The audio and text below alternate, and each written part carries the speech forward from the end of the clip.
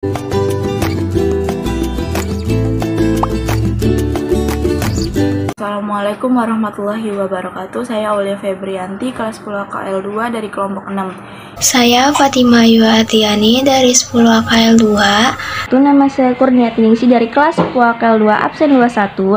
Perkenalkan, nama saya Emilia Septiwati dari kelompok 6 kelas 10 AKL 2. Perkenalkan, nama saya Sarah Indonesia dari 10 AKL 2 nomor absen 32 di sini. Halo, nama saya Syasha Nindya dari absen 34. Ingin menjelaskan kaitan pasal undang-undang dan Pancasila terhadap kasus KDRT. Usai dianiaya bertubi-tubi, istri di Tangerang Selatan dikejar-kejar suami bawa golok. KDRT itu berawal dari tuduhan perselingkuhan yang dilontarkan T terhadap istrinya.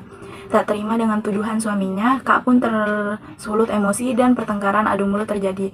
Karena terbawa amarah, T langsung memukul, nendang, dan menjambak hingga membenturkan istrinya ke kursi. Polisi mengungkap fakta baru atas pelaku berinisial TM yang berumur 43 tahun yang melakukan kekerasan terhadap istrinya, yang berinisial KY yang berumur 44 tahun di Kecamatan Setu, Tangerang Selatan. Pelaku mengejar korban sambil menenteng golok. Diberitakan sebelumnya, kekerasan seorang suami berinisial TM berumur 43 tahun terhadap istrinya berinisial KY berumur 44 tahun viral di media sosial. Aksi pelaku direkam oleh anaknya sendiri. Pelaku telah berulang kali melakukan kekerasan pada korban. Namun, baru pada peristiwa ini, korban melaporkan kepada kepolisian. Pelaku kini sudah ditangkap polisi pada hari Minggu, tanggal 13 November pukul 23 WIB. Korban pun mengalami sejumlah luka pada tubuhnya. Pelaku terancam dikenakan pasal 351 KUHP tentang penganiayaan terkait dalam Undang-Undang Nomor 23 Tahun 2004 tentang penghapusan kekerasan dalam rumah tangga. Kaitan kasus terhadap Undang-Undang Dasar 1945. Di dalam kasus tersebut menjelaskan bahwa ada kekerasan terhadap korban, yang artinya pelaku melanggar pasal 28I ayat 1 yang berbunyi hak untuk hidup, hak untuk tidak disiksa, hak untuk kemerdekaan pikiran dan hati nurani, hak beragama, hak untuk tidak diperbudak, hak untuk diakui sebagai pribadi di hadapan hukum, dan hak untuk tidak dituntut atas dasar hukum yang berlaku surut. Pasal 28G ayat 2 yang berbunyi setiap orang berhak untuk bebas dari penyiksaan atau perlakuan yang merendahkan derajat martabat manusia dan berhak memperoleh suaka politik dari negara lain. Dan pasal 44 ayat 1 yang berbunyi setiap orang yang melakukan perbuatan kekerasan fisik dalam lingkup rumah tangga sebagaimana dimaksud dalam pasal 5 huruf A dipidana dengan pidana penjara paling lama 5 tahun atau denda paling banyak 15 juta rupiah. Kaitan kasus dengan Pancasila. Melanggar sila kedua yang berbunyi kemanusiaan yang adil dan beradab karena hilangnya rasa kemanusiaan yang dilakukan pelaku terhadap korban.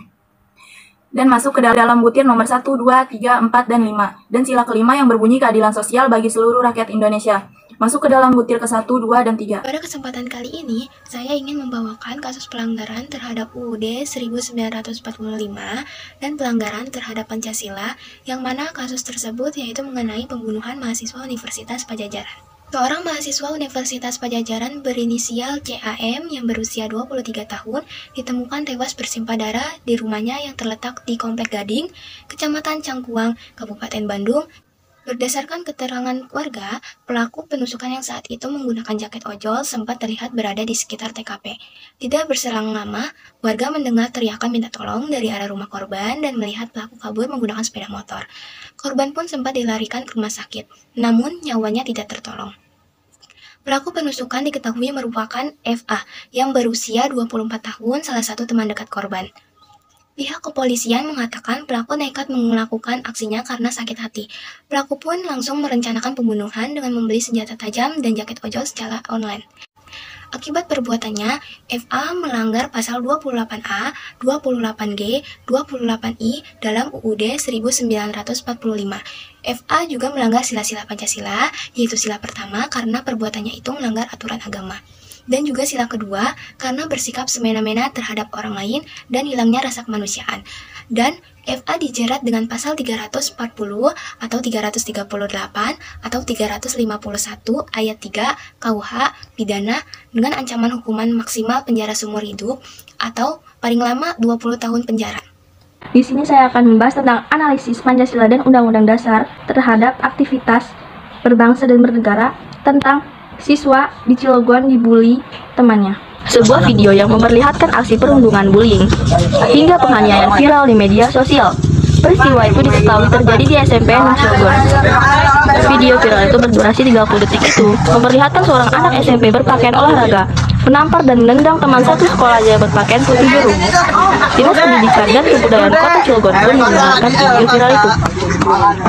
Sueni menduga aksi kekerasan itu terjadi karena ada kesalahpahaman. Dia menduga penganiayaan itu terjadi karena diawali aksi saling ejek-mengejek. Perilaku bullying merupakan tindakan pengamalan dari sila kedua, yaitu kemanusiaan yang adil dan beradab. Pasal-pasal yang terkait dalam pembulian yaitu pasal 351 tentang penganiayaan. Demikian pembahasan dari saya. Kurang lebihnya mohon maaf. Ingin menjelaskan kaitan pasal undang-undang dan Pancasila terhadap kasus WNI sindikat pencuri data di 70 negara bernama Umbrella Corp ditangkap. Ditreskrimsus Polda Jawa Timur menangkap pelaku pencurian data dengan membuat dan penyebar campaign atau website palsu. Sindikat ini setidaknya sudah mendapat keuntungan 5 miliar dari data yang mereka curi. Kapolda Jatim Brigjen Pol Selamat Hadi Supraptoyo mengatakan pelaku melakukan itu sejak tahun 2018 hingga tahun 2022. Mereka sudah mencuri 260 ribuan data yang tersebar di 70 negara. Para tersangka yang ditangkap yakni KAP dan anggotanya PRS, RKY, serta TMS. Mereka menamai kelompoknya Umbrella Corp. Berdasarkan hasil penyidikan diketahui para pelaku bakal menukarkan data tersebut dalam bentuk mata uang Bitcoin. Tersangka meraup keuntungan 5 miliar dari hasil penjualan. Dari tangan para tersangka, polisi menyita barang bukti 2 unit laptop, 4 buah ponsel, 2 baju senjata airsoft gun dan senjata api serta peluru, 3 unit mobil sertifikat tanah, beberapa buku tabungan ATM, seperangkat komputer rakitan, dan uang tunai sebesar 273 juta rupiah. Pasal 51 ayat 1 Undang-Undang Republik Indonesia Nomor 19 Tahun 2016 tentang perubahan atas Undang-Undang Nomor 11 Tahun 2008 tentang informasi dan transaksi elektronik dengan ancaman hukum maksimal 12 tahun penjara dan atau denda paling banyak sebesar 12 miliar rupiah. Sekian dari saya. Bila ada salah kata atau salah pengucapan, mohon dimaafkan. Wabillahi taufiq wal hidayah. Wassalamualaikum warahmatullahi wabarakatuh. Saya akan menjelaskan tentang kasus pembunuhan disertai dengan mutilasi yang melanggar UUD pasal 28I ayat 1, yaitu hak untuk hidup, hak untuk tidak disiksa, hak untuk kemerdekaan pikiran, dan hak hati nurani, hak beragama, hak untuk tidak diperbudak, hak untuk diakui sebagai pribadi di hadapan hukum, dan hak untuk tidak dituntut atas dasar hukum yang berlaku surut adalah hak asasi manusia yang tidak dapat dikurangi dalam keadaan apapun. Di video ini telah terjadi pembunuhan keji yang terjadi pada hari Sabtu di Desa Pasar Ibu, Kecamatan Dolok Sanggul, Kabupaten Humbahat, Sumatera Utara. Seorang suami yang bernama Harapan Munte memutilasi sang istri yang bernama Nurmaya Situmorang. Pasca membunuh dan memutilasi sang istri, pelaku lalu memasukkannya ke dalam karung dan membakarnya. Setelah digali lebih lanjut, kasus tersebut ternyata telah direncanakan oleh tersangka dan motif tersebut didasari oleh sakit hati pelaku kepada istrinya. Dalam video tersebut juga melanggar Pancasila sila kedua, yaitu kemanusiaan yang adil dan beradab pada butir 3 dan 6, yaitu mengembangkan sikap saling mencintai sesama manusia dan menjunjung nilai-nilai kemanusiaan. Ingin membawakan kasus tentang penipuan pinjaman online terhadap mahasiswa IPB. Ratusan mahasiswa IPB diduga tertipu pinjol. Pelaku dugaan penipuan terhadap 116 mahasiswa Universitas IPB Bogor, Jawa Barat berinisial SA tengah diburu polisi. Terkait kasus penipuan ini, Wakil Ketua DPR RI minta aparat mengusut tuntas kasus pinjol ilegal. Koordinasi juga dilakukan dengan beberapa aplikasi penyediaan pinjaman online yang digunakan pada kasus ini. Prof. Arief juga sudah berkoordinasi dengan pihak Otoritas Jasa Keuangan atau OJK guna penyelesaian kasus ini agar kunjung rampung. Dari awal emang dijelaskan proyeknya ini emang niatnya untuk menaikkan rating toko yang dimiliki oleh si pelaku ini. Kita disuruh mengaktifkan laku-laku, Shopee Pay Later, Shopee Pay Pinjam, dan juga ke Renko gitu.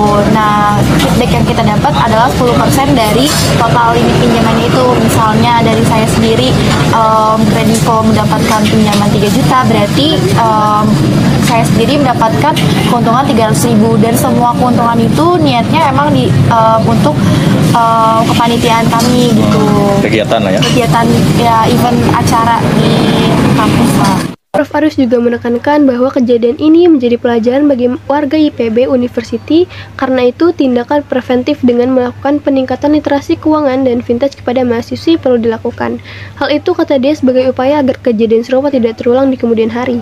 Arif mengungkapkan, kasus ini adalah modus penipuan baru yang cukup efektif, mengincar para mahasiswi yang memerlukan dana untuk berbagai kegiatan. Pelaku mengiming-iming mahasiswa bagi hasil 10% dan lain sebagainya. Kami tentu saja merasa prihatin ya atas kejadian ini, dan sejumlah mahasiswa kami 100 lebih ya terlibat menjadi korban dari pinjaman online ini. Dan tentu saja IPB sangat memperhatikan hal ini. Saat ini kami sedang mengumpulkan data, meng-cross-check kembali dan melihat kenapa sebab-sebabnya apa yang terjadi gitu sebenarnya ya. Dan saat ini kami melalui para wakil dekan di setiap fakultas sedang cross-check satu-satu masing-masing yang datanya sudah lengkap, kita dapat kontaknya, itu sedang kami telusuri. Pelaku akan dijerat pasal 378 KUHP tentang penipuan dengan ancaman hukuman maksimal 4 tahun penjara.